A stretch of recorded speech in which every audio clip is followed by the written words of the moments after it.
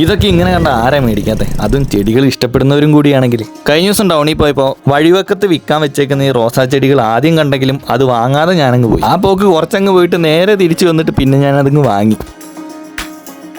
ഏകദേശം 10-15ഓളം ചെടികൾ ഞാൻ വാങ്ങി. അങ്ങനെ വീട്ടിലെത്തിച്ച് ഇനി ഇത് നടാനുള്ള പരിപാടിയാണ്.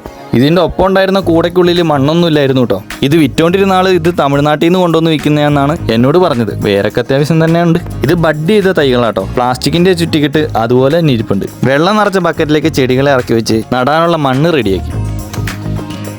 തൽക്കാലം ഈ കവറിൽ നടാം. ഉഷാറായി കഴിയുമ്പോൾ ചട്ടിയിലേക്ക് മാറ്റാം. ആദ്യം പകുതി മണ്ണ്, ബാക്കി പിന്നെ.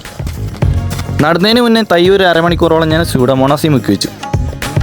ഇനിയിപ്പോൾ നമുക്ക് ചെടി നടിയിലങ്ങ് തുടങ്ങാം. ഇത് നട്ടുകൊണ്ടിരിക്കുമ്പോൾ എൻ്റെ മനസ്സിൽ ഒരേ ഒരു പ്രാർത്ഥന ഉണ്ടായിരുന്നുള്ളൂ. എല്ലാം അടിപൊളിയായി വളരണം, നല്ലോണം റോസാപ്പൂ ഉണ്ടാവണം.